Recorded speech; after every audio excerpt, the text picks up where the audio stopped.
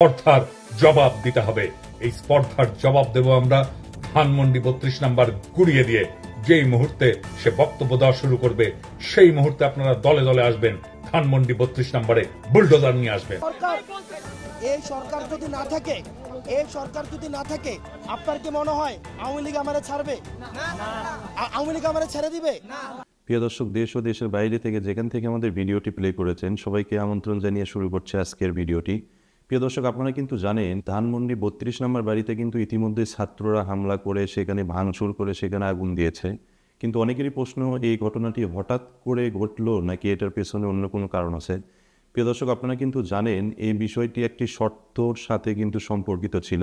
প্রিয় দর্শক, আপনারা কিন্তু জানেন ছাত্রদের একটি শর্ত ছিল, যে শর্তটি মূলত শেখ হাসিনা যেন সোশ্যাল মিডিয়াতে বা অন্য কোনো মিডিয়াতে এসে বক্তব্য না দেয়, এটার সাথে কিন্তু এটা সম্পর্কিত ছিল। কিন্তু এটা তোয়াক্কা না করে শেখ হাসিনা যখন বিভিন্ন সোশ্যাল মিডিয়াতে এসে বক্তব্য দেওয়া শুরু করে তখনই কিন্তু এই বিষয়টি নিয়ে নাটচাট শুরু হয়। আপনারা জানেন পিনাকি ভট্টাচার্যের একটি লাইভের পরেই কিন্তু মূলত ছাত্ররা ধান নাম্বার 32 নম্বর বাড়িতে গিয়ে আক্রমণ শুরু করে। প্রিয় দর্শক, এই বিষয়টি নিয়ে আরও বিস্তারিত জানবো, চলুন আমরা সরাসরি ভিডিওতে যাই। প্রিয় দর্শক, ছোট্ট একটি রিকোয়েস্ট, এখন পর্যন্ত আমাদের চ্যানেলটি যারা সাবস্ক্রাইব করেননি দয়া করে আমাদের চ্যানেলটি সাবস্ক্রাইব করে পাশে থাকতে পারেন। চলুন সরাসরি আমরা ভিডিওতে চলে যাই। রাত 9টায় গণহত্যাকারী, খুনি, নির্লজ্জ ফ্যাসিস্ট হাসিনা ছাত্রদের উদ্দেশ্যে বক্তব্য দেওয়ার খায়েশ করেছে। এই স্পর্ধার জবাব দিতে হবে। এই স্পর্ধার জবাব দেব আমরা ধানমন্ডি 32 নাম্বার গুড়িয়ে দিয়ে। যেই মুহূর্তে সে বক্তব্য দেওয়া শুরু করবে সেই মুহূর্তে আপনারা দলে দলে আসবেন, ধানমন্ডি 32 নাম্বারে বুলডোজার নিয়ে আসবেন। বুলডোজার না পাওয়া গেলে হাতুড়ি শাবল গাইতি নিয়ে আসবেন। ধানমন্ডি 32 নাম্বার আজ থেকে আর থাকবে না, ইতিহাসের দায় মোচন করবেন। ফ্যাসিবাদের আতুর ঘর নিশ্চিহ্ন করতে আসবেন, গান গাইতে গাইতে আসবেন, স্লোগান দিতে দিতে আসবেন, সন্তানের হাত ধরে আসবেন, মুখে হাসি আর বুকে প্রতিরোধের আগুন নিয়ে আসবেন। ফ্যাসিবাদের ধ্বংসস্তূপের উপরে ছাত্র জনতার বিজয় নিশান উড়াতে আসবেন। আজ রাত 9টায় সেই ইতিহাস রচিত হোক। আবু সাইদ মুগ্ধরাও আসবে আপনাদের দেখানো পথে। আসেন, অসমাপ্ত কাজ আজ আমরা সম্পাদন করি, ইতিহাসের দায় মোচন করি। ধানমন্ডি 32 নাম্বার থাকবে না, ছাত্র জনতা ঐক্য জিন্দাবাদ।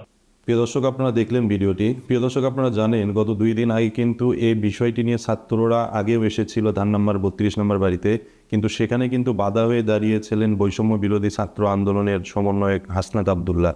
চলুন আমরা সেই ভিডিওটি পুরোটা দেখব। আমার কথা শুন ভাই, আমি কি বলছি যে আমার সফলতা এই সরকার এখানে শরীফ আছে, এখানে শরীফ তুই আসছিস এখানে, ওর সাথে আমার যোগাযোগ হয়। শরীফ আমাকে ফোন দিয়ে এখানে, আমি পিজি হসপিটালে, সিএমএইচে, নিটোরে, এনআইওতে আমি গতকাল 4টা পর্যন্ত আপনাদের ওখানে ছিলাম। কোথায় ছিলেন? ওই যে আপনাদের ওই যে ইয়াতে আমদাদ, কোথায় আমদাদ মানে বাসায় আমি 4টা পর্যন্ত ওখানে। আপনারা যারা গাড়ি আটকাইছিলেন যে রাজু, আমি তো বলি না আপনি রাজু হয়েছেন, একটা গাড়ি আটকাইছিলেন না, ওই একটা এক্স আর্মি অফিসার ছিল না? আমি ঠিক ওই সময় ওখানে ছিলাম। আমি গেছিলাম মাইন গেছিলাম। একটা বিষয় আমি কি বলছি, এটা আমার সফলতা।